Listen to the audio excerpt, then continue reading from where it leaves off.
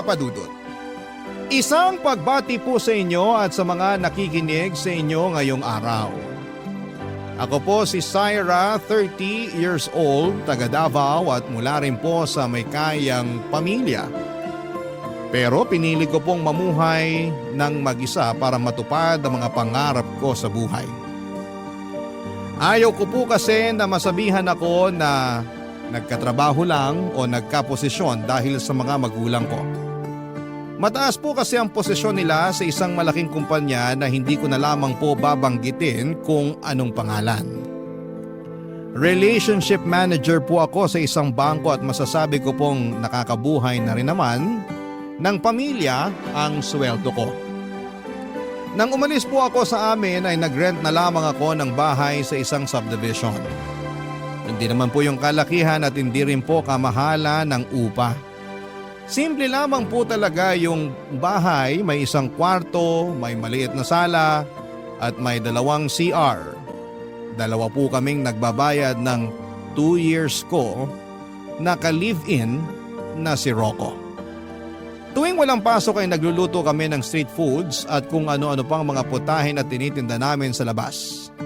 Marami naman po kaming nagiging customers kaya nakakaipon din kami roon ng pandagdag sa pambayad namin ng mga bills. Pangarap naming 2 na makapagbukas ng sarili naming restaurant. Kung tutuusin ay pwede naman po kaming mangutang na lamang ng puhunan sa mga magulang namin o kaya ay mag-loan, pero mas gusto po kasi namin na galing talaga sa savings yung gagamitin naming panimula. May kababata po ako, Papa Dudut. Loti ang pangalan niya at mas matanda siya ng 2 taon sa akin. Nagkakilala kami noon dahil mag-best friend ang tita namin. Same school kami noong high school kasi sa public po ako noon nag-aaral.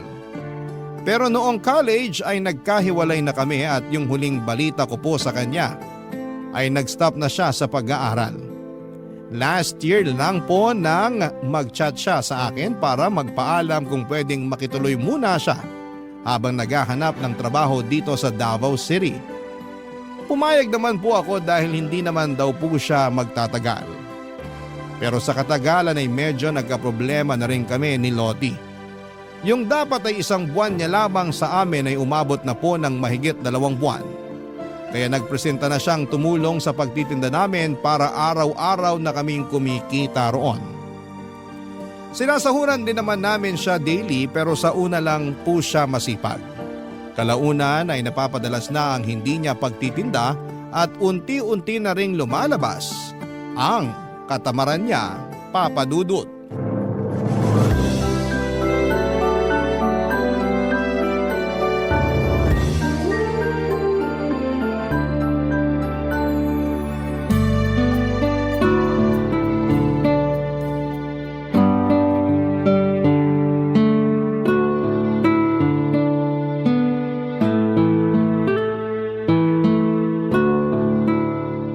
Lottie, hindi ka ba magtitinda ngayon?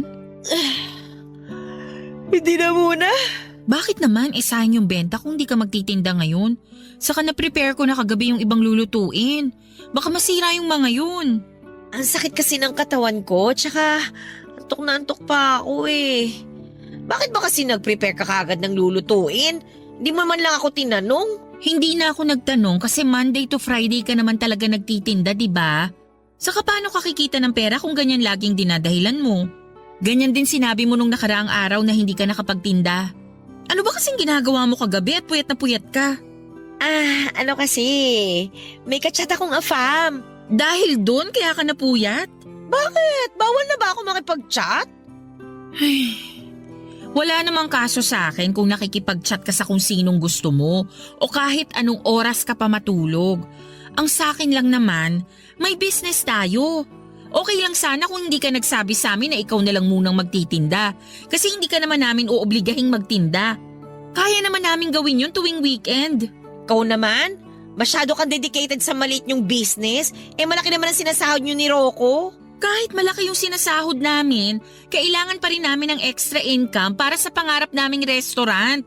Alam mo naman yun, di ba? Malaki-laki rin kasing kinikita sa pagtitinda sa labas. Lalo na ngayon na marami nang nakakaalam na may pwesto tayo at nagugustuhan na nila yung mga paninda natin. Napapagod na rin kasi ako eh. Hindi ko kaya yung gigisingin ng maaga tapos maghapong magbabantay sa labas. Nakakaantok tsaka nakakainip din kaya yun. Kung ayaw mong magtinda, ano palang trabaho yung gusto mo? Gusto ko na maghanap ng ibang trabaho.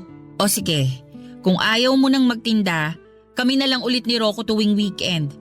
Asikasuhin mo na yung pag-a-apply mo. May nahanap ka na ba? Wala pa nga eh. Maghahanap pa lang. Sana naman makahanap ka na this time.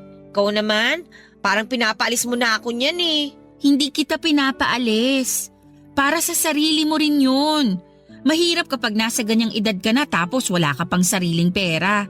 Hindi ka laging may mauutangan. Okay naman ako nung may trabaho pa ako. Inalat lang talaga kaya ganito na naman yung nangyari sa akin. Sabi mo kasi nung dumating ka rito may papasukan ka na tapos bigla kang nag-back out. Kaya nga kami nag-offer na ikaw na lang yung magtinda para kumita ka kahit nandito ka lang. Okay rin naman yung pagtitinda pero kasi nakakapagod talaga. Girl, wala namang trabaho na hindi nakakapagod. Kahit nga utak at kamay lang yung gumagana maghapon, nakakapagod pa rin eh. Ano palang gusto mo? Maging tambay ka na lang forever? Real talk lang ha. Hindi kasi pera yung lalapit sa'yo. Kailangan mong kitain yun. Sorry naman. Pero alam ko naman yun eh. Ang hirap lang talaga maghanap ng trabaho ngayon. Mahirap kasi hindi ka naman naghahanap. Ang ganda na nga ng trabaho mo last time, di ba? Pero sabi mo, nagsawa ka.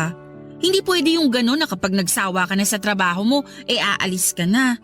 Bukod sa masisira ka sa employer mo, nakakahiya rin kasi pinaasa mo lang sila na tatagal ka pero hindi naman pala. Kung makapagsalita ka naman dyan, parang boss na rin kita. Sa true lang tayo, Loti. Kung sa iba pa yan, baka mas malala pa yung marinig mo. Papadudot hindi nagpatalo si Loti sa usapan namin, Papadudot, ng araw na yon. Marami pa siyang isinagot para depensahan ang katamaran niya. Hindi ko po yun nagustuhan at napansin na rin ni Rocco ang pagiging tamad niya at yung pagiging attitude niya sa akin. Kaya sinabihan na niya akong paalisin na roon si Loti.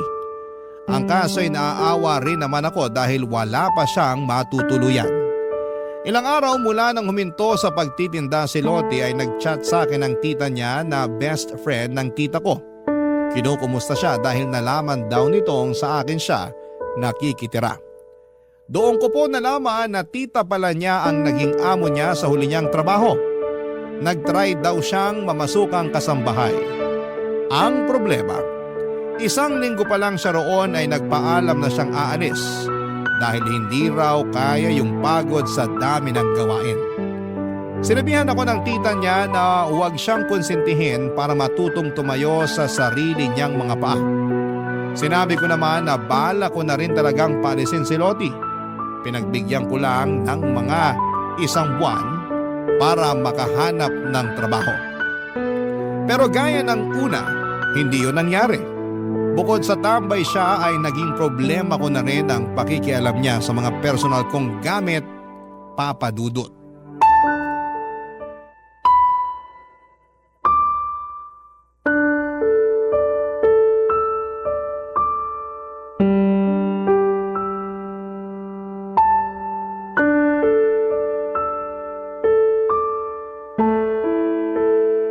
Loti, ginamit mo ba yung sabon ko?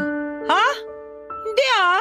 Basa kasi yung sabon ko, tsaka wala na dun sa pinaglalagyan ko nung gagamitin ko na sana. Hindi ko rin naman nagagamitin yon, kaya kung ginamit mo talaga, sabihin mo na lang yung totoo. Oo na, sige na. Ginamit ko talaga yun kanina. Pasensya ka na ha. Wala na kasi akong sabon nakalimutan kong bumili kahapon. Please naman! Hinahayaan na nga kitang gamitin yung ibang mga gamit dito sa bahay. Pero wag mo naman pakialaman yung mga personal kong gamit. Alam mo namang sensitive yung balat ko, di ba? Kapag may ibang gumamit ng sabon ko, nangangati ako. Ano ba yan? Sela naman masyado. Hindi ko rin naman ginustong maging maselan ako pero iniingatan ko rin kasi yung sarili ko. Kaya nga ako bumili ng gamit na pansarili ko lang, di ba? May stock naman ako ng ibang sabon dyan. Kumuha ka na lang kung hindi ka pa nakakabili. Pero yung ginagamit ko sa CR, wag mo nang gagalawin. Pasensya na, hindi na mauulit. Sinabi mo na rin yan last time pero naulit pa rin. Kaya nga nakikiusap na ako sa'yo ngayon. Hindi naman kasi dapat nagsishare ng sabon eh. Pati towel ko ginagamit mo na rin.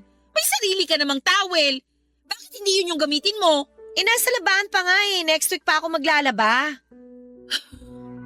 Isa pa yung mga labahan mo. Puno na yung laundry basket dun sa likod. Kung next week ka pa maglalaba, wala ka na niyang isusuot. Pati ba naman yun? Papansinin mo pa? Paano ko hindi papansinin? Kung kaagad yun ang makikita kapag binuksan yung back door. Paano na lang kung bigla kaming magkaroon ng bisita? Nakakahiya naman kung makikita yung nakatambak na labahan doon. Saka hindi lang ikaw yung nakatira dito sa bahay.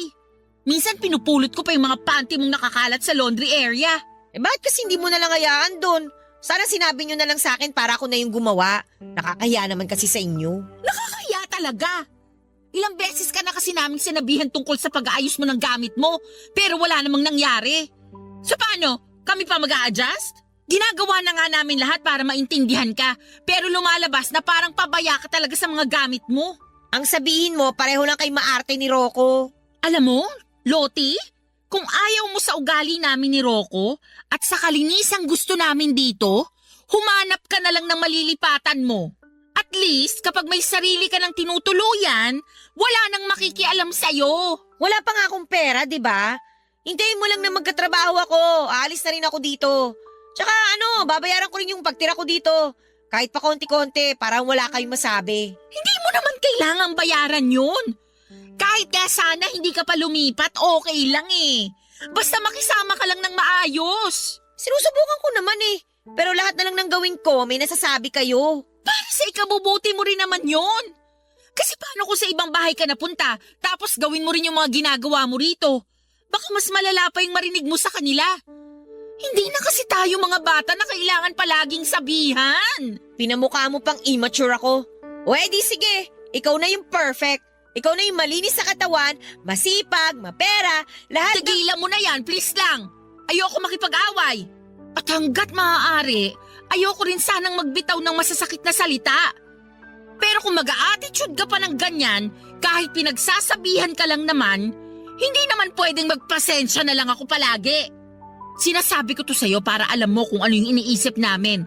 Kesa sa ibang tao pa kami maglabas ng sama ng loob, tapos magmumukha ka pang masama sa kanila. Nagigets mo ba? Sige na, ayusin ko na lang yung mga labahan ko. Huwag ka mag-alala. Hindi na rin ako makikialam sa mga gamit mo. Maghanap na rin ako ulit ng trabaho para makaalis na ako dito. Papa Dudut, hindi ko na po noon na itago ang iritasyon ko kay Loti kaya sinang-ayunan ko na lamang ang sinabi niyang maghahanap na siya ng trabaho para makaalis na sa inuupahan namin. Sinabi ko na mas mabuti pa nga ganon ang gawin niya para hindi na kami magkaproblema pa. Isa pa baka sa katagalan ay magkaproblema na rin kami ng fiancé ko dahil napapansin ko na rin noon na pinipilit niyang makipaglapit kay Rocco. Alam ko naman na faithful sa akin ang fiancé ko pero wala po akong tiwala kay Loti. Nakita ko na siya kung paano makipaglandian sa ibang lalaki. Kahit na hindi niya pa lubusang kilala ay hindi siya nagdadalawang isip na makipag-usap. Nagulat nga po ako noon nang ipinakita niya sa akin ang malalaswan nilang usapan ng ka-talking stage niya. At hindi lang yon, sa iisang lalaki kundi 3 sila na pinagsabay-sabay niyang i-entertain. Kapag nawala ng gana sa isa, lilipat na naman sa iba. Kaya hindi siya nawawala ng kausap. May mga pagkakataon pa na nanghihingi rin siya ng pera. At doon na po ako nabahala dahil may kalakihan din ang hinihingi niya. Baka kasi kapag nagkagipitan at singilin siya ng mga lalaking hinuhututan niya, ay maipit pa kami ni Rocco dahil sa amin siya nakatira. Papa Dudut, noong idinahilan niya na wala siyang pera ay napinitan na lamang kami noon na pahiramin siya para makapagrenta kahit bed spacer lang. Hindi na rin naman ako nang hinayang kahit na alam kong hindi na niya ako mababayaran dahil nakahinga na ako ng maluwag nung hindi na namin siya nakakasama. Nagkaroon na kami ni Rocco ng privacy. Pero makalipas lang ang 2 buwan ay bumalik na naman si Loti at nagpupumilit na patuloyin namin siya sa bahay, Papa Dudut. Barangay Love Stories. Barangay Love Stories. Papa Dudut, ayaw na talaga naming tanggapin si Loti noong bumalik siya sa amin pero nagmakaawa siya at sinabing 1 buwan lang naman siyang makikitira. Pero hindi ko magawang magtiwala dahil nasabi na rin naman niya iyon nung una. Ang naging problema ko lang nang dumating siya ay maraming tao sa paligid dahil weekend yon at nagtitinda kami. Nagmakaawa na siya sa amin at paiyak-iyak pa siya sa harapan namin ni Rocco. Dahil nahiya na kami sa mga nakakakita ay tinanggap na lang namin siya pero nilinaw namin na 1 buwan lang talaga siyang makikituloy sa amin. Mula nang bumalik siya ay naging magulo na naman sa bahay. Wala kasi akong nakitang pagbabago kahit konti man lang mula noong umalis siya. Hindi ko na lang idedetalye kung gaano po siya kadugyot sa bahay at sa mga gamit niya. Pero hindi ko po talaga kaya na makasama sa isang bahay ang ganon katamad at kaburara sa gamit. Hindi naman ako nagkulang sa pagpapaalala sa kanya pero parang manhid na po siya sa mga sinasabi ko. Mas inuuna pa niya ang pakikipag-chat at video call sa mga lalaki niya kesa mag-asikaso ng sarili niya at ng mga gamit niya. Hanggang sa muli na naman po siyang nawalan ng trabaho. At sa pagkakataong yon ay naka1 buwan na rin siya sa amin, Papa Dudut.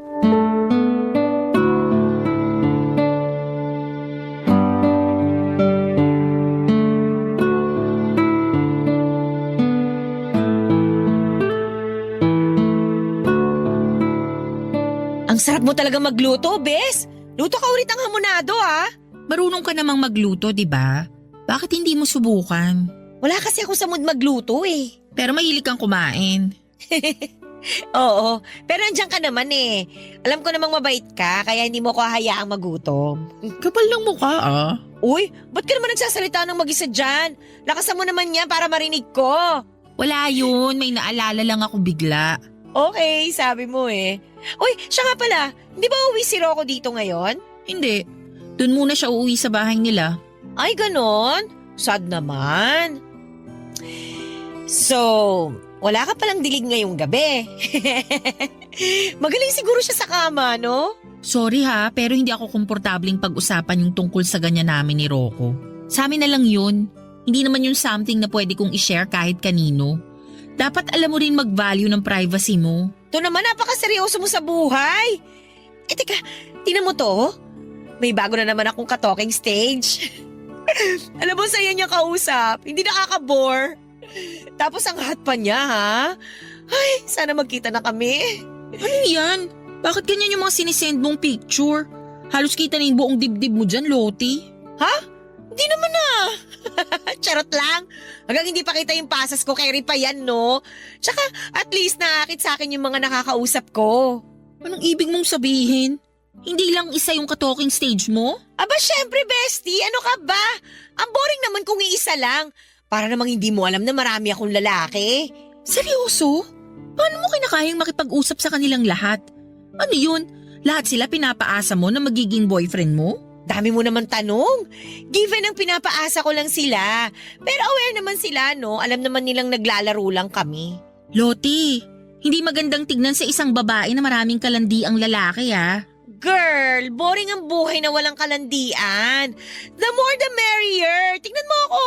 Laging masaya kasi araw-araw yung Pasko sa akin. Ay, hindi kita maintindihan. Hindi kasi yan gawain ng matinong babae. Wow, napaka-pure mo naman, girl. Linis yarn. Hindi ako nagmamalinis, Loti. Hindi lang naman iisa yung naging boyfriend ko, pero never kong ginawa na magsabay ng 2 lalaki o higit pa sa isang relasyon. Eh di ikaw na yung malinis. Hayaan mo na lang ako. Wala namang mawawala sa'yo kung hindi mo ako pakikialaman, di ba? Alam kong buhay mo naman yan, pero bilang kaibigan mo, pinapaalalahanan lang kita. Kasi may malasakit pa rin naman ako sa'yo kahit ganyan ka. Salamat na lang sa malasakit mo. Pero masaya talaga ako na marami akong nilalanding lalaki. Tsaka single naman silang lahat eh. Paano ka nakakasiguro? Porket sinabi nilang single sila, maniniwala ka na? Sa bilis mong maniwala, baka mamaya may nasira ka na palang relasyon.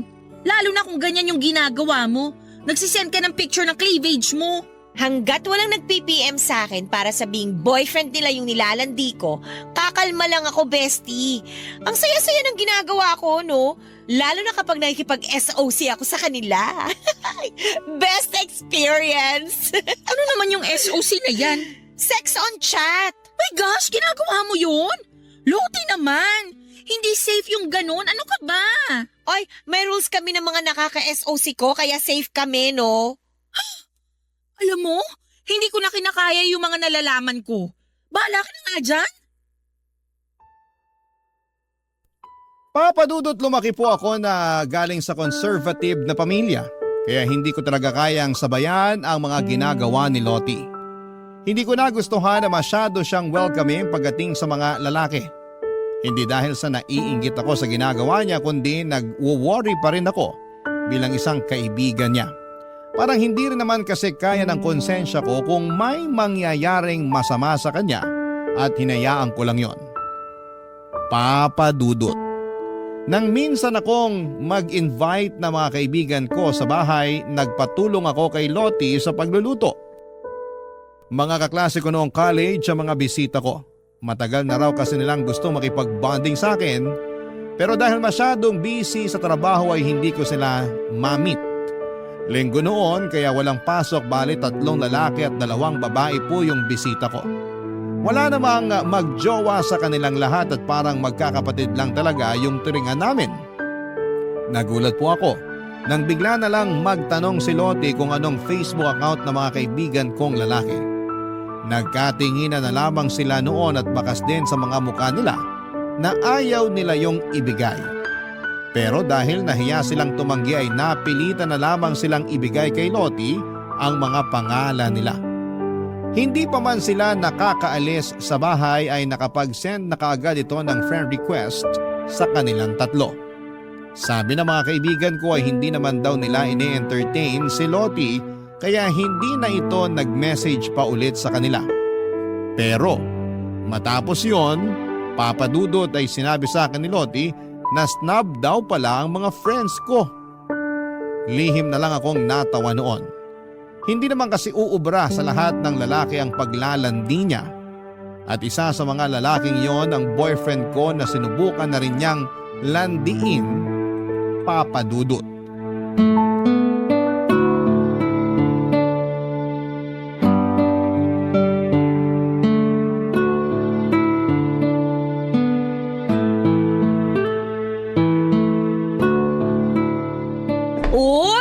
Mukhang masarap yung niluluto mo patikim nga.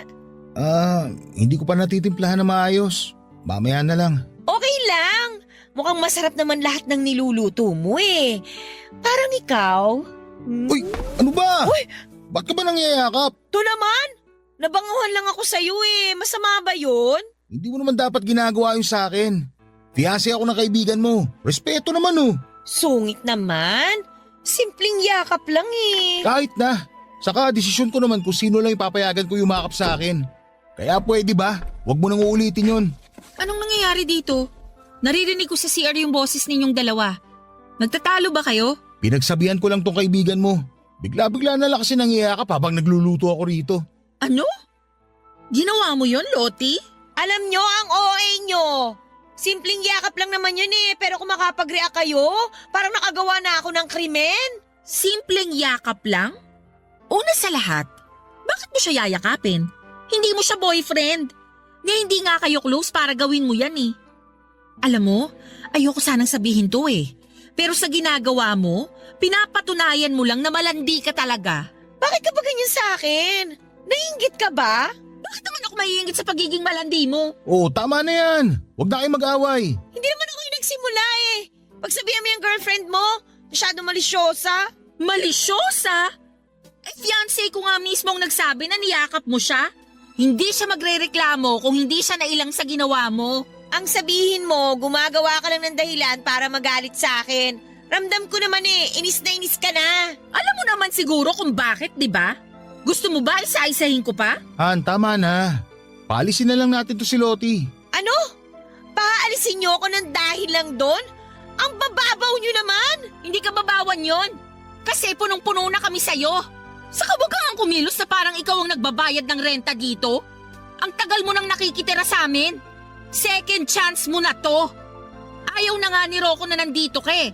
Pero nakiusap ako sa kanya kasi wala ka namang ibang mahihinga ng tulong. Tapos ano? Ganito pang gagawin mo sa akin? Lalandiin mo na rin pati fiancé ko? Mahiya ka naman. Wala akong dapat ikahiya. Sa ganito na ako eh. Palibasa walang lalaki na naaakit sa'yo kasi para kang lola dyan sa pagiging conservative mo.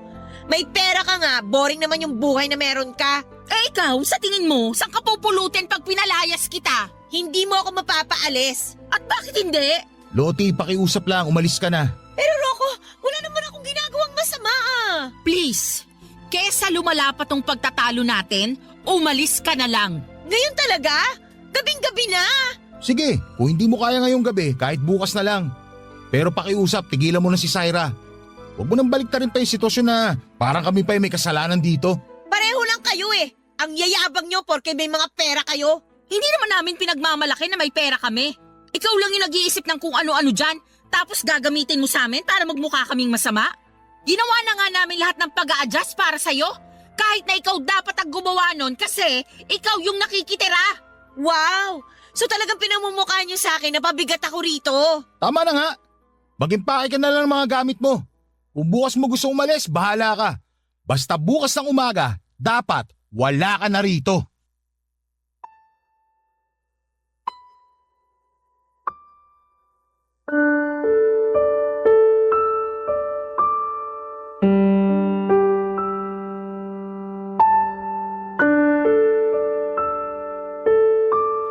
Papadudot mula ng palayasin namin si Lote ay hindi na siya tumigil sa pagpaparinig niya sa social media. Nagsishare siya ng mga patama para sa akin. Galit din siya kay Rocco pero mas galit siya sa akin. Kaya niya ginawa yon. Friends kami sa Facebook kaya nakikita ko lahat ng mga post niya. Hanggang sa sinadya niya na i-hide yung iba niyang post na minimension mismo ang pangalan ko. May mga mutual friend naman ako na nagmamalasakit at sinesend sa akin ng screenshot ng mga post niya. Hindi ko yon pinansin noong una hanggang sa itag niya na ako sa isang long post na patungkol na talaga sa akin. Nakasaad pa roon kung gaano kasama ang ugali ko at ang pagpapalayas ko sa kanya papadudot. Hindi niya binanggit si Rocco, lahat ng yon ay para lang sa akin. Dahil doon ay marami ang nag-message sa akin at nagtanong kung totoo ang mga sinabi ni Loti sa post niya. At para naman i-address ang issue ay gumawa pa ako ng isang post para sagutin lahat ng mga tinatanong ng mga nakakakilala sa akin. Sinabi ko po ang totoong nangyari at pwedeng hindi ko na po idinitalye. Matapos yon ay blinak ko na si Loti sa Facebook papadudot at hindi ko na po siya kinumpronta dahil alam kong hindi rin naman siya magpapatalo. Sa aming dalawa papadudot siya yung mas maraming masasabi na masasamang salita. Kahit marami pa rin ang nagtatanong sa akin ay mas pinili ko na lamang na manahimik at ipagpatuloy ang buhay namin sa kabila ng mga ginawa ni Loti. Hindi naman kami ang talo roon dahil ginawa lang namin ang alam naming tama para sa problemang yon papadudot.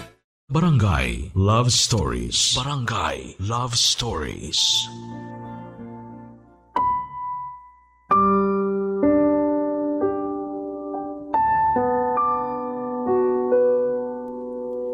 Papadudot, kahit na hindi ko pinatulan si Loti sa mga issue na ginagawa niya ay nalaman ko na hindi pa rin pala siya tumitigil sa paninira sa akin. Panay pa rin pala ang pagpo-post niya ng mga patama at kung ano-anong paninira. Kesyo burara daw ako sa mga gamit, marumi ako sa bahay, nagkukunwaring mabait at mabuting tao pero mapagpanggap naman. Aaminin ko na medyo naapektuhan na po ako noon pero hindi pa po natapos doon ang paninira niya sa akin.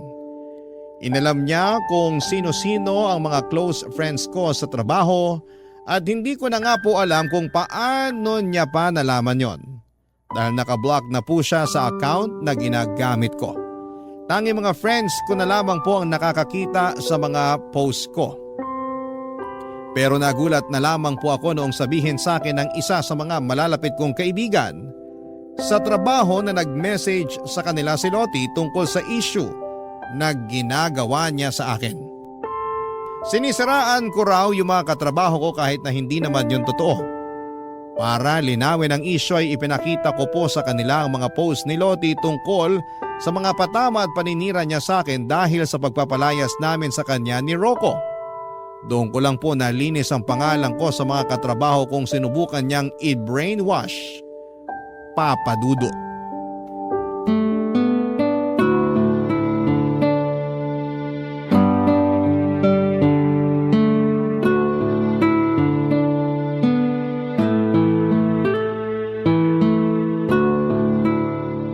Ang sarap naman ng beefsteak mo, Han. Gumagaling ka na talaga sa pagluluto, ha?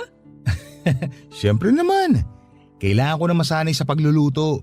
Kasi kapag ipinagbubuntis mo na yung first baby natin, hindi ko hayaang mapagod ka rito. Wow, ang sweet naman ng mapapangasawa ko. Ikaw rin naman. Ay, sarap sa pakiramdam kapag tayong dalawa lang yung nandito, no? Iniisip mo na naman ba yung ginawa ni Lottie? Hindi naman madaling kalimutan yun. Lalo na hindi pa rin siya tumitigil sa paninira sa'yo.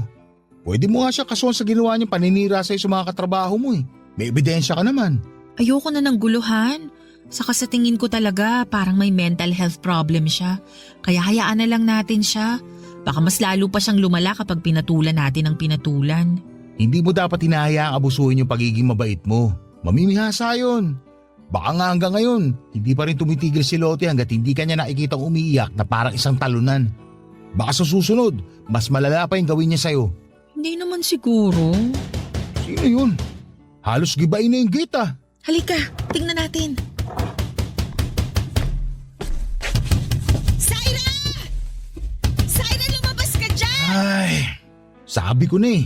Hindi pa talaga tapos si Lottie sa panggugulo sa'yo. Lumabas ka, Syra! Kailangan ng babaeng to. Ano na naman ba to, Lottie? Bakit ka nag-iiskandalo rito? Gabi na nagpapahinga na yung mga kapitbahay namin. Wala akong pakialam! Papasok ako! Tumabi ka dyan! Aray! Syra, okay ka lang? Makatula ka naman. Ayaw mo kasing tumabi eh! Sabi ng papasok ako! Hindi ka na pwedeng pumasok dito. Trespassing ka. Sa tingin mo may pakialam ako? Nandito ako kasi inis na ako sa'yo! Ano ba kasalanan sa'yo ni Syra? Kung tutusin nga, siya ay mas may karapatang mainis o magalit sa'yo dahil sa mga paninirang ginawa mo sa kanya. Pasalamat ka, hindi kanya pinatulan. Huwag ka nga nakikisawsaw dito! Feeling gwapo ka naman dyan! Kasali ako rito. Pumasok ka sa bakur ng bahay na inupahan namin. Kaya bakit hindi ako makikisawsaw? Umalis ka na nga! Han, hayaan mo na nga muna kaming mag-usap.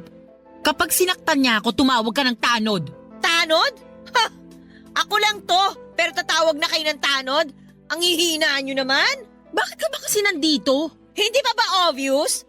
Nandito ako para guluhin ka. Hindi mo ako pinapansin sa Facebook eh. Nasasayang lang yung oras ko sa kapo-post. Pero hindi ka man lang tinatablan. Manhid ka na ba o sadyang makapal talaga yung mukha mo kaya dinededma mo lang ako? Sa ating dalawa, ikaw yung makapalang muka. Anong karapatan mo na siraan ako? Wala akong ginawang masama sa'yo. Ginawa ko na nga lahat para tulungan ka pero abusada ka. Sa tingin mo may tutulong pa sa'yo kung ganyan yung ugali mo? Kung ayaw mo akong tulungan, pwes, dadagdagan ko na lang yung problema mo sa buhay. Uy! Lottie, ano ba? Basag na Parang basag! tanga! Tigilan mo yung mga halaman ko! Bakit ko naman gagawin yon? Alam ko mahalaga sa'yo itong mga halaman mo. Mahal to, di ba? Lalo na itong mga paso na to. Kaya mas maganda kung sisirain nating lahat. Lottie, pwede ba? Tumigil ka na! Ayoko! Kung hindi ka titigil! Ano, ha? Ano? Anong gagawin mo sa akin? Ha? Kaya mo ako? Oo! Kayang-kaya ko tong gawin sa'yo! Oh, loko! Siguro naman ngayon, nahimasmasang ka na! Papa Dudut, kahit nasampal ko noon si Lottie ay hindi pa rin siya tumigil sa panggugulo niya. Gumanti siya sa akin, sinampal niya rin ako at sinabunutan pa. Nagsabunutan kaming dalawa, Papa Dudut, at sa galit ko ay hindi ko talaga binitawan ang buhok niya at pilit na isinubsob ang mukha niya sa mga halamang kong kumalat na dahil sa pagwawala niya. Sa pagpasok pa lang kasi ng gate ay bubungad na kagad ang mga inaalagaan kong halaman. Kaya yon ang pinagdiskitehan niya. Nang mapaghiwalay kami ni Rocco ay saka ko lang napansin ang mahahabang kalmot niya sa braso ko. Dumating ang mga tanod na tinawagan ni Rocco noong gabing yon. Dinala si Lottie sa barangay kasama kami ng fiancé ko. Papadudot nagkaroon kami noon ng kasunduan sa barangay na hinding-hindi na pupunta sa inuupahan namin si Lottie. At kapag bumalik pa siya roon para guluhin kami ay kakasuhan namin siya ni Rocco. Isinama rin namin sa kasunduan na titigilan na rin niya ang pagpaparinig at paninira sa akin sa social media. Babayaran niya rin ang mga nasirang paso at halaman na binili ko pa noong kalilipat pa lamang namin. May kamahalan pa naman po ang mga yon kaya hindi talaga ako pumayag na hindi siya magbabayad. Para na rin po bigyan siya ng leksyon sa ginawa niya. Mula nang mag-usap kami sa barangay ni isang sorry ay wala kaming natanggap mula sa kanya. Hindi na rin naman kami umasa dahil alam naming mataas ang pride ni Lottie at feeling. Ang nakakatuwa lang doon ay hindi na talaga siya nagparamdam matapos yung nangyari at hindi na siya nagparinig sa Facebook at mukhang nag-deactivate na rin siya. Papadudot.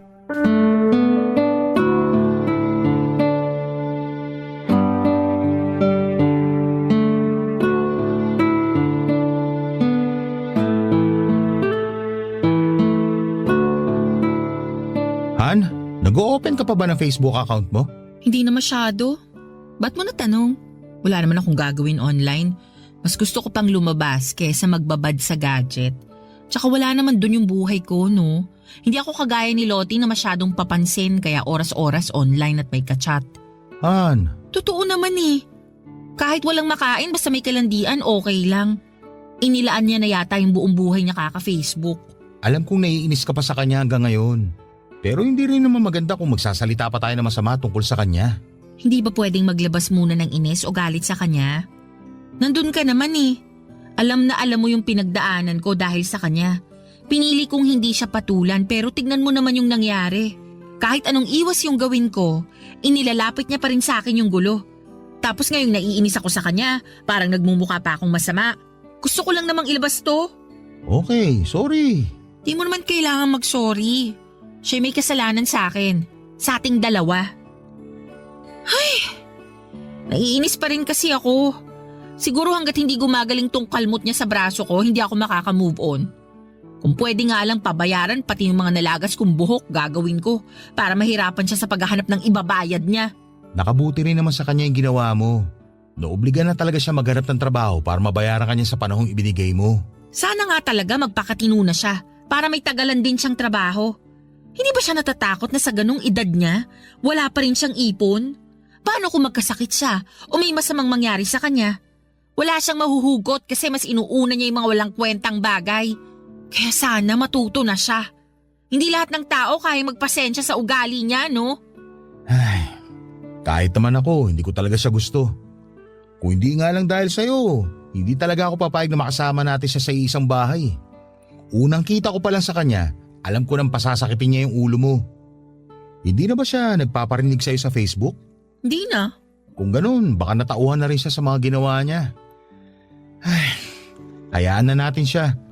Kung nagawa mo magpatuloy sa buhay nang hindi nagpapaapekto sa kanya noon, alam kong magagawa mo ulit yun. Tama ka. Magagawa ko ulit yun.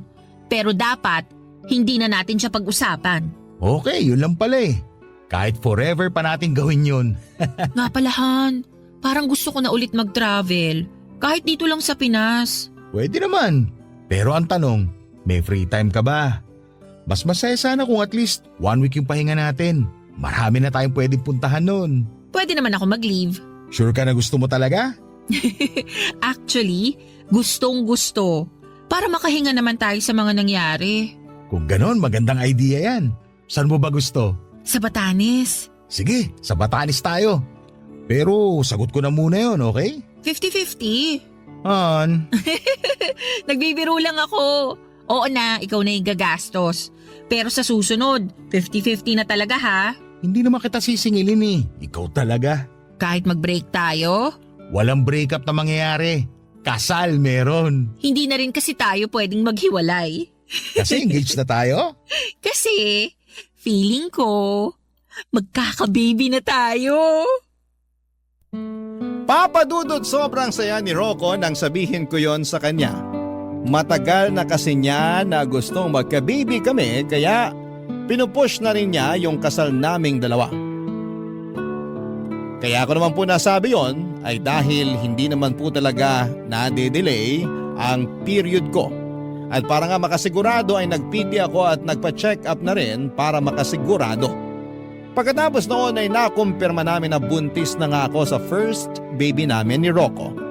Bago yung kasal namin, isa sa mga in-invite ko yung tita ni Lottie. Habang magkausap kami sa phone call, ay nabanggit niya na nabuntis daw si Lottie nang huli nitong naka-meet up. Ang kaso ay hindi raw pinanagutan dahil ayaw maniwala noong lalaki na siya ang ama ng bata. Kaya naman walang choice si Lottie kundi ang lumapit sa tita niya. Tumulong naman daw ito ng konti pero sinabihan pa ring maghanap ng mapagkakakitaan bago manganak. At hindi ko na nga po akalain, Papa Dudut, na lalapit ulit siya sa akin para manghiram ng pera. Pero dahil nga sa gulong ginawa niya at sa pananakit niya sa akin ay hindi na ako nagpadala sa awa. May iba pa naman siyang kamag-anak at kung tutuusin ay kaya pa siyang tulungan ng mga yon kung magpapakatinulang sana siya. Matapos ko siyang tanggihan ay wala na ulit akong naging balita pa sa kanya. Kahit hanggang sa maikasal kami ni Rocco. Sa ngayon, Papa Dudut, ay may sarili na akong pamilya. Sa awa ng Diyos, kahit minsan ay hindi naman kami nagkaroon ng problema sa pinansyal. Kaya masasabi ko po talaga na sobrang blessed ang pamilya namin. At palagi po naming ipinagpapasalamat yon. Hanggang dito na lamang po ang kwento ko at maraming salamat po sa inyo, Papa Dudut. Ganon din po sa Barangay LS na patuloy na nagbibigay aliw at inspirasyon sa mga kagaya namin na mahilig makinig ng mga kwento ninyo. Pagpalain po sana kayong lahat. Ang inyong forever kapuso at kabarangay, Syra. Dear Papa Dudut, good day sa inyo at sa mga kabarangay natin na katulad kong panatiko ng Barangay Love Stories. Na-discover ko ang programa ninyo dahil sa kaibigan kong si Ricky. Mahilig kasi yung makinig sa mga love story kaya sinuggest niyang pakinggan ko ang programa ni Papa Dudut. Nga pala, tawagin niyo na lamang ako sa pangalang Willie, 31 years old at tubong Marikina. Pero kasalukuyan ako nagtatrabaho sa isang private company sa Quezon City bilang finance staff. Meron kaming grupo ni Ricky na magkakaibigan noong college. Bale, 5 kaming magtotropang lalaki at 2 babae. At hanggang ngayon, magkakaibigan pa rin kami kahit na sa iba't ibang kumpanya na kami nagtatrabaho. Sa paglipas nga ng panahon ay halos naka-attend na ako sa mga kasal at binyag ng mga anak ng mga kaibigan namin. At netong August 2024 lang ay kasal naman ni Ricky at ng long-time girlfriend niya ang aming pinuntahan. Pero sa aming 7, Papa Dudut, ako na lang ang natatanging walang girlfriend o asawa.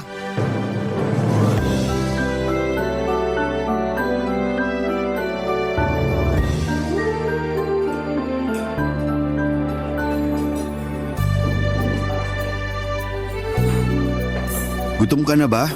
Hindi pa naman. Okay lang naman na umorder na tayo kasi papunta pa lang daw sila. Okay pa naman ako. Ikaw ba? Di pa ako gutom kaya hintayin na lang natin sila. Baka dumating na rin naman yung mga yun. Sige, pero pwede bang huwag niyo na ako asarin na ako na lang yung walang girlfriend o asawa sa atin?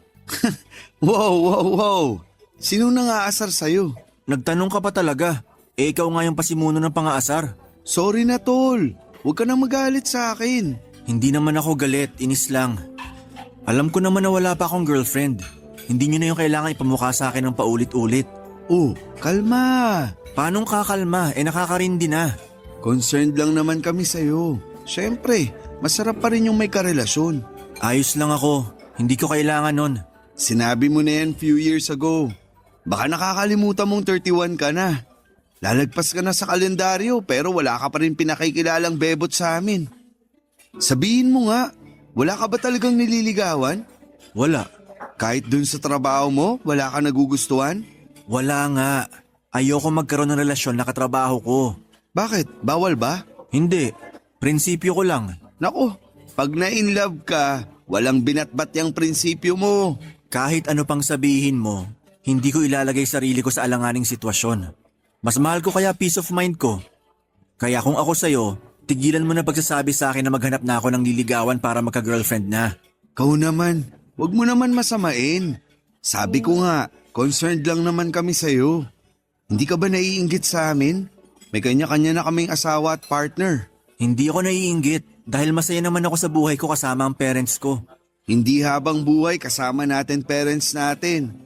Siyempre, darating din yung panahon na kailangan mong bumukod at bumuo ng sarili mong pamilya. Yung masasabi mong sayo talaga. Kung totoo nga yan, sana walang matandang dalaga at binata sa mundo. Gusto mo bang maging katulad nila? Kita mo na? Sabi mo nga gusto mo rin magkaroon ng sariling pamilya. Pero di naman ganun kadali yun. Hindi ko alam paano ako mag-uumpisa. Anong di mo alam? Sa panahon ngayon kahit teenager marunong manligaw. Saka maraming paraan para makakilala ka ng babae. Sumama ka kaya sa amin pag lumalabas kami para mag-hangout sa gabi hanggang madaling araw. Hindi yung umuwi ka agad ng maaga sa inyo. Dahil sabi mo nagluto ng masarap na hapunan yung mama mo. Mas gugustuhin ko pang kumain ng luto ni mama kesa sumama sa inyo magpakalasing. Tapos kinabukasan pinipeste ng hangover. Tingnan mo to. Napaka-KJ mo talaga. Paano ka makakakilala ng babae niyan? Sa bar lang ba't gimikan ako pwede makakilala ng babaeng liligawan? Hindi naman. Pwede rin sa mga volunteer works or marathon. Balita ako maraming magagandang babae dun. Hoy, bunganga mo. Bakit? Baka nakakalimutan mo na may asawa ka na. Hindi ko nakakalimutan yun, no?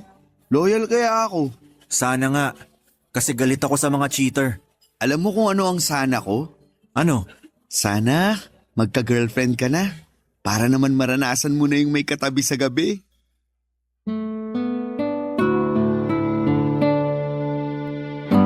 Papadudot, maloko talaga si Ricky pero tinuturing ko na siyang parang kapatid. At aminin ko na may punto rin naman ang mga sinabi niya. Sa totoo lang ay may pagkatorpe akong lalaki. Ewan ko ba pero sa tuwing magdidesisyon na akong ligawan ng isang babae ay parang aso na nababahagang buntot ko. Marami akong the one that got away o yung tinatawag nilang totga. May tsansang sinayang at opportunity na nawala.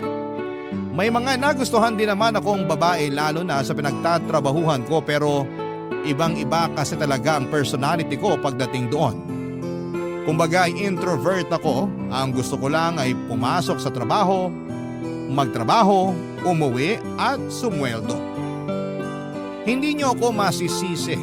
Kaliwat ka ng iskandalo ang nasaksihan kong nangyari sa opisina namin sa loob ng 9 na taon kong pagtatrabaho doon. Nandyan yung walang katapusang affair at kung ano-ano pa. Kaya naman nangako ako sa sarili ko na hindi ako mai-involve sa ganong klase ng sitwasyon. Pero syempre nangangara pa rin naman ako na makakakilala ng babaeng mamahalin at pakakasalan. At doon nga dumating sa buhay ko si Mary nang minsan siyang mag-apply sa pinagtatrabahuhan ko, Papa Dudut.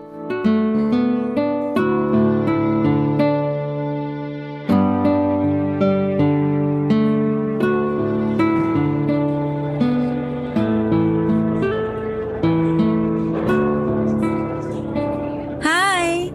Pwede ba ako makishare sa table and chair mo? Yeah, oo naman. Teka, uurong lang ako. Thanks!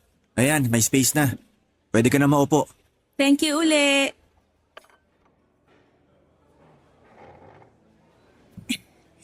Ayan, sa wakas nakaupo na rin ako. Ay, grabe. Kanina pa kasi ako naghahanap ng bakanting mesa at upuan dito pero lahat occupied na. Ganito talaga rito pag lunch break. Kaya nga minsan may second and third batch yung kumakain eh. Hindi naman kasi pwede mag-lunch sa mesa mo sa office. Dahil working table raw yon. Ganon? Ang baduy naman. Kung gusto pala nila ng ganong policy, sana nilaki-lakihan nila tong kantin nyo. Hindi naman ganito sa dati kong pinagtatrabahuhan. Pwede kang kumain sa mesa mo basta lilinisin mo lang bago ka magsimula ng trabaho uli. Talaga? Ang cool naman. Sinabi mo pa. Kung pwede lang yun dito, hindi na ako makikipagsiksikan dito sa kantin. Nakakatamad din kayang tumayo sa upuan mo para pumunta rito at kumain pag lunch break. Ako noon, pagkatapos kong kumain sa table ko sa office, diretso tulog. O kaya, manonood ako ng anime. Paborito ko kasi yon. Ah, kaya pala. Ay, by the way, kanina pa tayo nagkukwentuhan pero alam mo na ba pangalan ko? Kung hindi ako nagkakamali, ikaw si Mary, di ba? Oo, trainee pa lang ako dito at unang araw ko ngayon. Ay teka, paano mo nga pala nalaman pangalan ko? Pinakilala ka sa amin ng papalitan mo. Nakalimutan mo na? Hala, oo nga. Magka-department din pala tayo. Willie pangalan mo, di ba? Naalala ko nagpakilala ka nga pala kanina. Oo, ako nga yun. Sabi na parang pamilyar yung mukha mo eh. Ikaw lang kasi yung tahimik sa mga kasamahan natin. Lahat sila maiingay at maraming chismis. Kahit mga lalaki. Nako, sinabi mo pa. Mas chismoso pa ang mga lalaki kesa sa mga babae rito. Pero buti na lang hindi ka kasali sa kanila. Major turn off ko talaga yung mga chismoso. Para sa akin, aksaya lang sa oras sa pakikipagchismisan. Nandito ako para magtrabaho at hindi magsayang ng oras sa mga walang kakwenta-kwentang bagay. Naks naman! Ganyan din yung mindset ko nun sa dati kong pinagtatrabahuhan. Ayokong sumali sa mga chismisan pero ang ending, ako ang pinagchismisan. Grabe naman yun. Sinabi mo pa. Naku, kung alam mo lang kung anong klaseng paninira yung mga sinabi nila sa akin. Halos lahat walang katotohanan. Hindi mo ba sila sinumbong sa HR? Bawal yun ah. Oo, bawal. Kaya sinumbong ko sila. Kaso, may kinikilingan yung HR namin. Palibasa close niya yung mga nanira sa akin. Kaya nag-resign na lang ako kaysa mabaliw doon. Tapos nagpahinga ako ng 1 buwan bago ako naghanap ng panibagong mapapasukan. Swerte dito ako napunta kasi nakilala kita. Aha? Anong ha? Wala naman. Nagulat lang ako sa sinabi mo na maswerte ka kasi nakilala mo ako rito. Siyempre feeling ko magiging super duper mega close tayo. Pero di ako ganun kadaling kaibiganin. Wala nga akong kaklose rito kahit na 9 years na ako nagkatrabaho rito. Pues, nandito na ako para maging kaibigan mo. Don't worry, mabait naman ako. At hindi nangangagat. Papadudot, napakaganda ni Mary. Mukha siyang artista na napanood ko sa isang international film. Bukod doon ay masaya pa siyang kausap at talaga namang nakakaaliw. Madali niya rin akong napapatawa sa mga hirit niyang corny sa pandinig ko noong una. Pero nakita ko na lamang ang sarili ko na nag-e-enjoy kabanding siya. Simula ng araw na yon ay lagi na akong masaya na pumapasok sa opisina dahil alam ko na masisilayan ko si Mary. September 2024 nang magsimula ang probationary period ni Mary sa pinagtatrabahuhan namin. Magka-department kami dahil kapalit siya ng isa naming kasamahan na nag-resign ng mga panahong yon. At kahit na hindi ako ang nag-turn over sa kanya, ako lagi ang gusto niyang samahan tuwing lunch break. Nahalata na tuloy ng mga katrabaho namin, Papadudot, na nagkakamabutihan kami. Dahilan para walang humpay nila kaming asarin sa isa't isa. Pero ewan ko ba sa sarili ko dahil hindi ako naiilang o naiinis man lang. In short ay gustong gusto ko ang pakiramdam na tinutukso nila ako kay Mary ng mga panahong yon, Papadudot. Barangay Love Stories. Barangay Love Stories. Papadudot, totoo pala ang kasabihan na baka kainin mo ang salita mo. Dahil yon ang eksaktong nangyari sa akin. May pasabi-sabi pa ako na ayokong ma-involve sa love story ng mga tao sa opisina namin. Negatibo kasi lahat yon sa akin at sakit lang sa ulo, ngunit nakalimutan ko na meron din namang mga successful love story. May nagkakatuluyan, nagkakaibigan at sa huli ay nagpapakasal pa nga. Kahit ako na tahimik lang ay hindi mapigilang mapasa na all sa isipan. Sa pagpapatuloy ng pagiging close namin ni Mary ay hindi na nga tumigil ang mga katrabaho namin sa panunukso sa amin, Papa Dudut. Pero wala namang kaming reklamo pareho dahil ramdam ko ng mga panahon na yon na gusto rin ako ni Mary. Isang gabi bago kami mag-out sa trabaho, nag-confess ako kay Mary na gusto ko siyang ligawan. Gulat na gulat siya nang sabihin ko yon, pero pagkalipas ng ilang sandali ay lumapad na ang kanyang ngiti.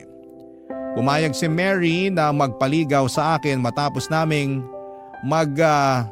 katapatang gusto namin ang isa't isa. Nag-set kami ng araw para sa aming unang date, kaya lang ay na-realize ko na wala pala akong ideya sa kung saan magandang lugar ko siya pwedeng dalhin. Buti na lamang to the rescue si Ricky, Papa Dudut.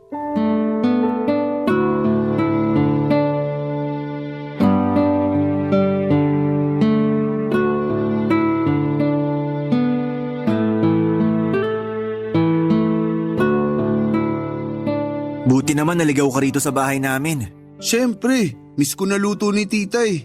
Kahit kailan mukha ka talagang pagkain. Oo naman, food is life, ika nga. Pero thank you, kasi pumunta ka. Welcome. Sakto, di ako ganun ka-busy. Saka alam ko kailangan mo tulong ko. Makakailangan ka naman? Yan kaya sabi mo sa text mo sa akin, kailangan. Gusto mo basahin ko? Teka, nasa na ba yung cellphone ko? Wag na, ikaw naman. Aminin mo na kasi na kailangan mo ng expertise ko sa mga bagay na tungkol sa paghanap ng magandang date spot. Oo na, kailangan ko na. Yan, dali lang naman aminin. Sige na, tulungan mo na ako. Saan ko ba pwedeng dalhin si Mary para sa una naming date? Marami naman magagandang restaurant around Metro, lalo na dun sa Tomas Morato. Lagi kami nagde-date dun ni Mrs. Kaso gusto ni Mary yung may mga overlooking. Pangarap daw niya makapunta sa mataas na lugar. Overlooking at mataas na lugar ba ka mo? Kung gusto mo ng malapit-lapit, pwede sa Rizal. Sa Antipolo, overlooking doon. Sa Tanay at Teresa din. Meron din mga overlooking na kapehan sa Angono. Ikaw na lang mamili. Pero gusto ni Mary yung malamig. Malamig? Alam ko na. Pumunta kaya kayo sa Tagaytay. Perfect spot yun para sa mga gusto ni Mary. Malayo yun, di ba? Oo, pero sulit naman punta nyo. Doon ko dinala misis ko nung unang date namin. Kaya nga nagtagal kami at eto, kasal na. Sige, mukhang magandang choice nga yung Tagaytay. Tumpak! Sa masarap doon umigop ng mainit-init na sabaw ng bulalo. Sakto sa malamig na panahon. Pero timbrehan lang kita na ihanda mo yung budget mo. Kasi medyo mamahalin mga restaurant doon. Ganun ba? Oo, huwag ka mag-alala. Quality naman yung food at services nila. Basta para kay Mary walang kaso sa akin na gumastos. Naks naman! Ganyan nga, magpa-impress ka sa nililigawan mo. May kasabihan nga na first impressions last. Sa tingin mo pag ginawa ko yun, may chance na ako kay Mary? Hindi ko masasabi dahil depende pa rin yung tsansa mo sa magiging takbo ng date nyo. Hindi lang naman natatapos sa pagpili ng magandang lugar na pagdadalan mo sa kanya para sa date nyo yung pagpapasikat mo sa nililigawan mo eh. Pati na rin yung kung paano mo siya tataratuin sa simula pa lang ng date nyo. Halimbawa kung susunduin mo ba siya gamit ng motor mo o magkokotse kayo, tandaan mo, malayo-layo rin yung Tagaytay. Nung huling beses na pumunta kami doon ni Mrs. Nagmotor lang kami. Tapos panay reklamo niya sa akin na masakit na raw yung puwet niya. Nako, ang malas naman nun. Sinabi mo pa, para maiwasan mo yung ganong insidente, kaya sinabi ko, mahirap na, baka ma-turn off sa'yo si Mary. Tatandaan ko yan. Ano pang gusto mong malaman? Ano kayang susuotin ko? Casual lang, pero yung magmumukha kang gwapings. Paano yun? T-shirt at pants? Pwede. Tapos, paresan mo ng pangmalakasang sapatos at relo. Solve ka na dyan. Sige, salamat talaga tol. Walang anuman. Baka may tanong ka pa. Ibira mo na.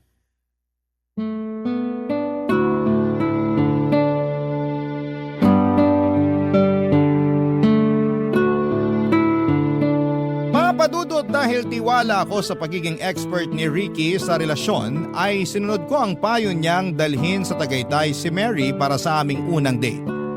Medyo may kamahalan ng restaurant na pinili ko pero pinag-ipunan ko na lamang yon. Advance kong inalamang menu para ma-check ang presyo ng mga pagkain at nagpa-reserve na rin ako. May motor naman ako pero ayokong mapagod si Mary kaya naisipan ko na mag-rent ng kotse. Sumapit ang araw ng date namin, walang kaalam-alam si Mary kung saan ko siya dadalhin. Sinabi ko na lamang na magtiwala siya sa akin at yun nga ang eksaktong ginawa niya. Kaya nasorpresa talaga siya nang dumating kami sa restaurant sa Tagaytay kung saan kami nag-date, Papa Dudut.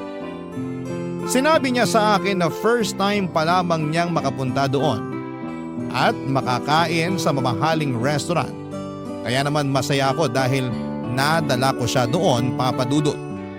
Hanggang sa pag-uwi namin ay hindi maalis ang ngiti sa labi ni Mary. Kaya kahit lumagpas sa budget ang nagastos ko, ay wala naman akong pagsisisi. Pera lamang yon. Pwede ko pa namang kitain sa susunod.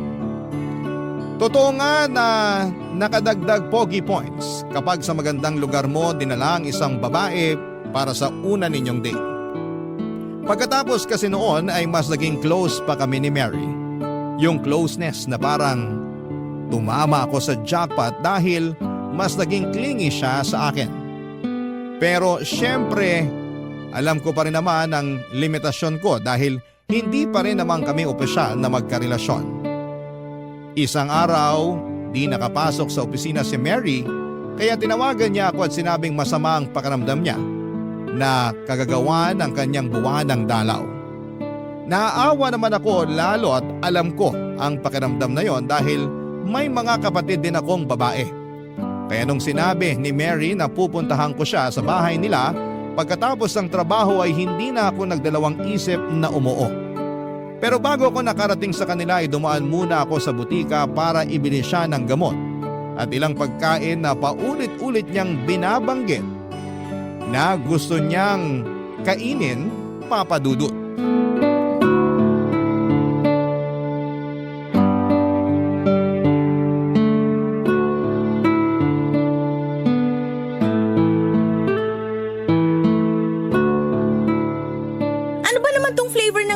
Binili mo? Chocolate ba to o ano? Cookies and cream yan. Hindi mo ba gusto? Hindi! Matcha kaya favorite ko. Akala ko cookies and cream. Nabanggit mo kasi kanina. Oo, pero di ko sinabing favorite ko yan. Yung sister ko ang may favorite niyan. Nasarapan lang ako nung pinatikim niya pero loyal pa rin ako sa matcha. Hindi ba halata? Green nga favorite color ko eh. Ganun ba? Pasensya ka na. May magagawa pa ba yung pasensya mo? Hindi ko naman ito maiinom. Oh, sa'yo na lang. Hindi rin naman ako umiinom niyan. Mahina tiyan ko sa ganyan. Anong gagawin ko rito? Tapon ko na lang. Mary naman, kung ayaw mo, ibigay mo na lang dun sa kapatid mo na paborito yan. Wala siya rito, nasa school pa. Ay, hirap naman kasi sa'yo, may plano ka palang bumili, di ka man lang nag-text sa akin para magtanong. Gusto kitang sorpresahin, para kahit paano gumaan-gaan yung nararamdaman mo. Alam ko mahirap din pag nagkaka-period. Paano mo naman nalaman? Eh hindi ka naman babae. May mga kapatid akong babae. Ay, whatever. Palpak pa rin yung milk tea na binili mo. Imbis na gumaan pakiramdam ko, naging mabigat palalo dahil mali naman yung flavor na pinili mo. Sorry na. Ay, oh, ano pa ba yung iba mong dala? Mga gamot lang tsaka heating pad. Meron na ako niyang heating pad eh. Saka di ako umiinom ng gamot kahit mamatay pa ako sa sakit. Ayoko nun. Ay, oh, ano naman yung nasa paper bag? Fries and burger. Yak, ayoko niyan. Ilayo mo nga sa akin yan, nasusuka ako sa amoy. Please lang. Akala ko ba gusto mo nito? Paano mo naman nasabi na gusto ko yan, ha? Sinabi mo kaya sa call kanina. Kanina yon, pero hindi na ngayon. Ayoko na niyan, ang baho, nakakasuka yung amoy. Ay, parang sa lagay wala na akong dinalang matino ah. Buti alam mo, sa kakasalanan mo rin naman yan dahil hindi ka marunong magtanong. Pwede mo naman akong i-text para alamin yung gusto ko at kailangan, pero di mo ginawa. Gahol na kasi sa oras. Tsaka nandun na ako sa pagbilhan ko eh. Kahit na. Ay, puro ka dahilan eh. Oh, edi ngayon hindi sana masasayang yung mga pinamili mo. Hindi mo ba talaga tatanggapin tong mga binili ko? Kahit tong gamot lang at heating pad. Hindi ka ba nakikinig? Hindi nga ako naggagamot at meron na akong heating pad. Mabuti pa iuwi mo na lang yan sa mga kapatid mong babae. O di kaya bigay mo sa mga pulubi dyan sa daan. Baka mas kailangan nila. Mary naman eh. Bakit ganyan tono mo? Parang ang laki ng kasalanan ko sa'yo eh. Sinabi ko lang naman feelings ko. Wala naman akong sinabing may kasalanan ka. Ay, hayaan mo na nga. Papadudot yun ang unang beses na nakapunta ako sa nirerentahang apartment nila Mary. Kasama niya doon ang mga magulang niya at 3 nakababatang kapatid. Malit lamang ang tinutuluyan nila pero meron namang hiwalay na kwarto para sa kanya. Kaso'y tambak din ang damit at iba pang mga gamit ang kwarto ni Mary kaya medyo masikip. Claustrophobic pa naman ako kaya bahagya akong hindi nakahinga. Pero natiis ko naman. Kaya lang ay nakadagdag sa bigat ng nararamdaman ko ang pagtatalo namin ni Mary dahil sa maling flavor ng inumin na binili ko para sa kanya. Hindi rin niya nagustuhan yung iba ko pang mga pasalubong. Na-disappoint ako nang hindi niya kinatuwa yung mga gamot at heating pad na nabili ko na pwede niyang gamitin habang may period siya. Sa isip ko ay napaka-ungrateful niya pero buti na lamang dahil nagsorry din naman siya sa akin kinalaunan. Napansin yata niya na frustrated na ako at hindi makahinga ng maayos sa sikip na kwarto niya. Kaya nagkabati rin kami ng gabing yon. Matapos niyang humingi ng peace offering na bilhan ko rin ng makakain ng magulang at mga kapatid niya, Papa Dudu. Barangay Love Stories. Barangay Love Stories. Papa Dudut, hindi naman ako madamot na tao. Pero habang tumatagal ang panliligaw ko kay Mary ay mas nagiging demanding siya. Kapag nasa opisina kami ay lagi siyang nagpapabili sa akin ng cravings niya katulad na lamang ng mamahaling kape. Dati naman ay ayos na sa kanyang instant coffee kasi masarap naman daw at nakasanayan na niya. Pero nagbago na raw ang panlasa niya nung isang beses ay binilhan siya ng binurong kape galing sa isang mamahaling coffee shop. Simula noon kapag may isa sa mga kasamahan namin ang nagyayaya na magkape gusto rin niyang magpabili. At ako bilang manliligaw syempre gusto kong magpa-good shot sa nililigawan ko kaya binigay ko lahat ng hinihiling ni Mary. Bukod sa mamahaling kape na inaraw-araw na niya ay nagpabili rin siya sa akin ng damit, makeup kit, bagong cellphone dahil gusto na raw niyang mag-upgrade at iba pang mga gadgets. Hindi ako mayaman pero meron naman akong savings, Papa Dudut. Kaya lang ay nasaid na lang ang ipon ko ng dahil sa pagiging maluho ni Mary. Aminado ako na hindi na ako masaya sa panliligaw sa kanya, Papa Dudut. At napansin yon ng kaibigan kong si Ricky.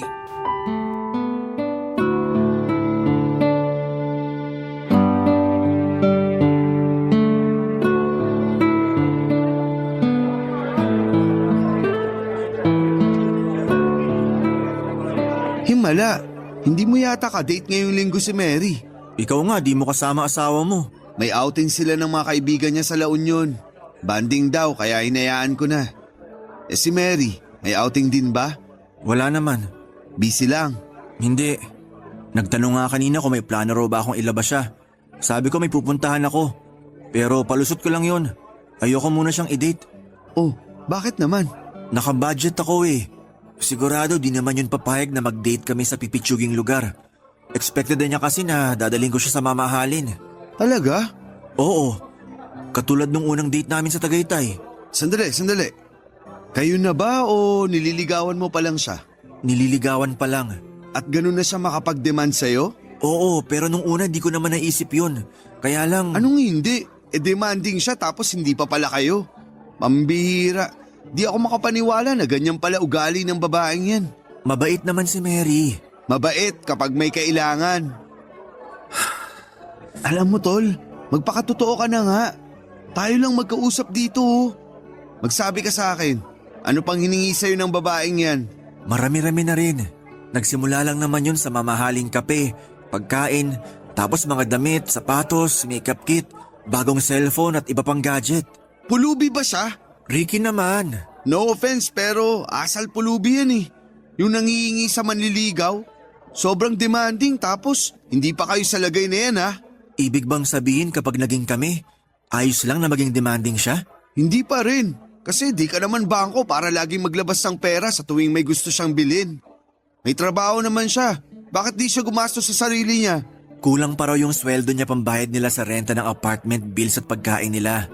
Doon lang daw madalas napupunta yung kita niya at wala nang natitira sa kanya. Pero hindi excuse yun para gamitin ka na niya. Hindi naman niya ako ginagamit. Nililigawan ko nga siya, di ba? Hindi ganyan yung tamang panliligaw. Matuto kang humindi. Huwag kang maging bigay todo. Saka di ka naman mayaman eh. Paano na lang pag naging kayo? Eh di mamumulubi ka sa kanya. Mahal ko na si Mary. Kaso nalulungkot ako sa ginagawa niya sa akin. Matanong nga kita, tol. Ano yun? Kumusta yung estado ng panliligaw mo sa kanya? Alam ko, mali na tanungin kung may pag-asa ka ha. Kasi di naman doon nasusukat ang lahat. Pero gusto ko lang malaman. Curious lang ako. Napag-usapan niyo ba kung hanggang kailan ka manliligaw sa kanya? O kung may plano ba siya na sagutin ka? Ang totoo, ilang beses ko nang tinanong sa kanya pero paulit-ulit niyang sagot maghintay daw ako. Darating din daw yung araw na magiging kami dahil mahal na rin naman daw niya ako. Nak ng tok, neneng. Malabo pa yata sa mga mata kong may grado na 500 yung sagot niya sa'yo eh. Red flag na yan, tol. Distansya na. Paano naging red flag yun? Hindi ba halata? Pinapaasa ka lang yan. Ginagamit ka lang niya dahil may mahihita siya sa'yo. Sa nakikita ko, di ka talaga niya mahal. Kunwari lang siya. Mahal lang niya yung komportableng buhay at mga bagay na naibibigay mo sa kanya. Papadudo, tama rin naman si Ricky nang sabihin niyang dapat matuto akong humindi sa mga hirit at pabili ni Mary, lalo na at hindi pa naman kami magkasintahan. At kahit na kami na, dapat alam ko rin ang limitasyon ko sa mga bagay na kaya kong ibigay sa ngalan ng pag-ibig. Pero ayoko naman talagang isipin na ginagamit lamang ako ni Mary para makabili ng mga luho niya, Papadudot. Hindi ganon yung pagkakakilala ko sa kanya, kaso'y pinapakita niya ay unti-unti akong naliliwanagan sa tunay niyang pag-uugali. Pero siguro'y wala namang pinanganak na perpekto, Papadudot. At dahil nga mahal ko noon si Mary, handa akong makipag-compromise. Dahil napansin ko na madalas ay wala siyang baon ay naisipan kong ipagdala na rin siya ng pananghalian. Tiwala naman ako na magugustuhan niya ang luto ng mama ko kaya pinagbaon ko siya. Nagdala na rin ako ng merienda para hindi siya gutumin pero makaraan lamang ang 3 araw. Nalaman ko na chinichismis niya pala sa mga kaopisina namin na hindi masarap ang luto ng mama ko. Na-cheap akong manligaw at hindi raw ako ganong kaseryoso sa kanya. Masama ang loob ko sa kanya pero nang sumunod na araw ko na siya kinumpronta kung kailan magkasama kami sa bahay nila. Sabado kasi noon at pinapunta niya ako sa kanila, Papadudot.